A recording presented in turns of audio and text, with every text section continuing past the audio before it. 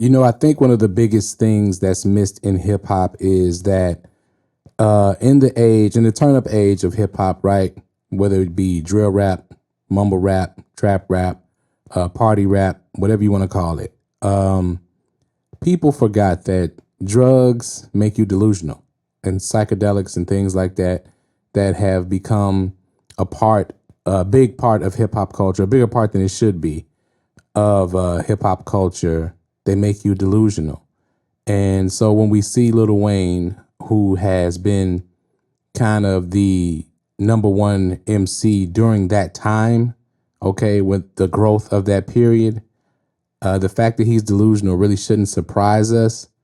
But for some reason, it still does. You can still like Lil Wayne, but we have to keep it real and understand that with the Drake-Kendrick battle, a lot of people were delusional about Drake having a chance in a rap battle with Kendrick Lamar.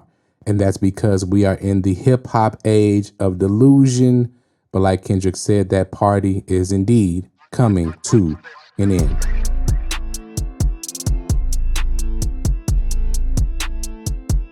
All right. Let's get into this conversation. I'm recording this video a little late, and I would be remiss not to address the elephant in the room before we start.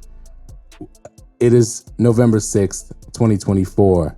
And the question is, will Donald Trump somehow, some way, make an executive order so that Lil Wayne can perform and be the headliner at the Super Bowl? I'm sorry, I couldn't resist it. I'm sorry. That was a joke. That's the last political thing I'm going to say. Directly, anyway. Lil Wayne. So Lil Wayne had his Louisiana concert this past week, and he addressed his disappointment at not being the headliner at the Super Bowl once again. So I am not surprised at this because of what I said in the intro as far as hip hop being delusional. And Lil Wayne, we have to remember Lil Wayne was raised in hip hop. He's been a part of the Cash Money clique since I believe he was like 11 years old. So, we view him as somebody who he did come from a rough background, but at the same time, he's also spoiled.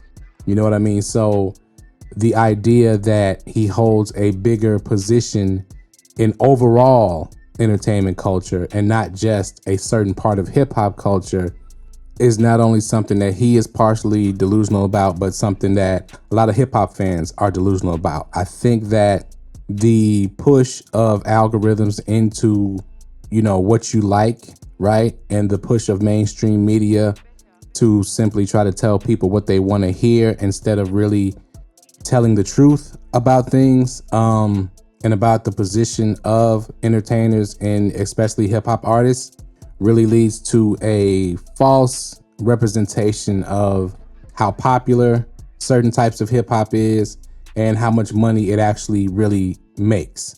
So right quick, let's just get into Wayne's statement at the concert. Then I'll finish with my thoughts on this transition that hip hop is making from the Lil Wayne era, so to speak, and Young Money and Drake, etc. Let's check it out. That moment I said to myself, I want to be on stage for the Super Bowl one day in front of my mom. And I worked my ass off to get that fucking position, and it was ripped away from me.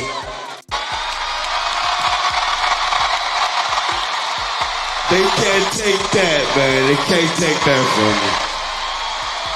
me. Ladies and gentlemen, make some noise for yourself for being amazing.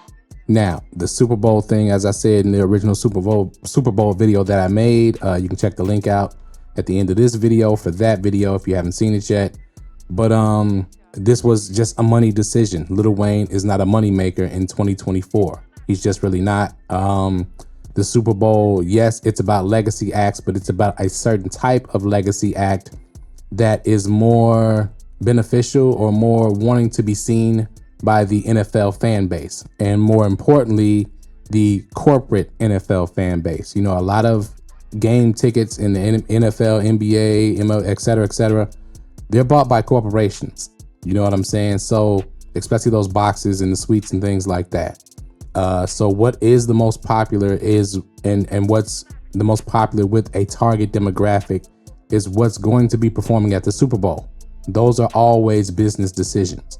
As a matter of fact, the majority of things in the United States, wink, wink, are business decisions. Okay, they're corporate decisions. Money makes the U.S. go around. Yeah, you can disagree with that if you want to, but that's just my opinion. So not only is Kendrick Lamar a better artist, he is a more marketable artist. Okay, he's worth more money to a corporation to sponsor, so to speak. So when a certain type of behavior starts to become redundant and it doesn't capture the masses' attention as much anymore, then you see a switch. Okay, and I'm speaking about something without getting all the way into it, but turn up culture, wild behavior, all of the shock value type entertainment, it's become redundant. So it doesn't have the same impact that it had. Therefore, it's not moving people to spend their money like they once did. If you look at the Tekashis, the Little Pumps, all these artists who are kind of any other trap artists, and I'm not trying to name people. I'm naming people who have already failed, so to speak. There are plenty who are still out there who are getting a lot of push to be successful, but it's not working because you can only put so many tattoos on your face. You can only say so many vulgar things in a record that don't make any sense. You can only yell and scream. After a while, when everybody's doing that, it becomes background noise. And that's what has happened. So people want a little more substance to what they are ingesting. Okay, we're in a little bit more of a serious time as far as things happening, not only in this country, but around the world. So people want a little bit more serious entertainment, really, to be totally honest, if you look at everything. So that definitely includes hip hop music. So that's why the Kendrick Lamar washed Drake the way he did. You know what I'm saying? What the approach of those who just want to have fun with entertainment, that doesn't really resonate with the audience anymore. And I think that's what was shown in that battle and has been shown in this whole year for entertainment in general, but definitely in hip hop music. And what Lil Wayne is suffering from is what most stars suffer from when their star starts to fall, is he just doesn't believe that it's happening, right? He really still sees himself as an iconic figure when maybe he really wasn't. And that really, the definition of that has changed. Let me put it like that. You know, the time of Michael Jackson and Prince and things like that, the stars of the 2000s, most of them, you're just not, because of the internet and the way it is, and everybody kind of moves through time a lot quicker, so to speak, and they move on to the next thing a lot quicker. That's a thing that's not really going to exist anymore, as far as you having this long lasting impact on people, right? If you look at it, the not writing your lyrics down and those kind of habits and the Fruity Loops type beats and things like that, not taking the time to really make the music, right? Making beats in 15 minutes and making records in a couple hours. You know, you're getting out of the art what you put into it. So there wasn't much put into it in that era and in this era really still. But when you look at TDE and certain artists like that, Tyler the Creator just showed, those artists stand out and their music lasts a long time. People go back to it. I don't think people go back to a lot of Lil Wayne era music. Not saying that people never go back to it, but they don't go back to it as much.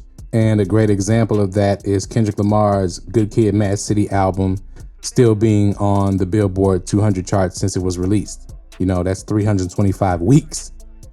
That's lasting, right? So Kendrick Lamar is going to be one of those legacy acts, more than likely, that people always remember because his music is just more impactful. You know what I'm saying? Because they put more into the music. They take their time making those records. So that's all I got, man. Let me know what y'all think in the comments below about this transition as it continues. You know what I'm saying? If you want to leave political comments below, go ahead, have at it. I'm not going to be political on this channel. I'm thinking about starting a political channel. Maybe I will one day, but right now I'm not really interested in that, even though this would probably be the best time in the world's history to do it because of the election that just happened and how polarizing the next 4 years will probably be. At the same time, Let me know what y'all think. Hit that like button, hit that subscribe button if you're not subscribed, hit that notification bell. Check out that first Super Bowl video I did. Thank y'all for watching as always, and we out.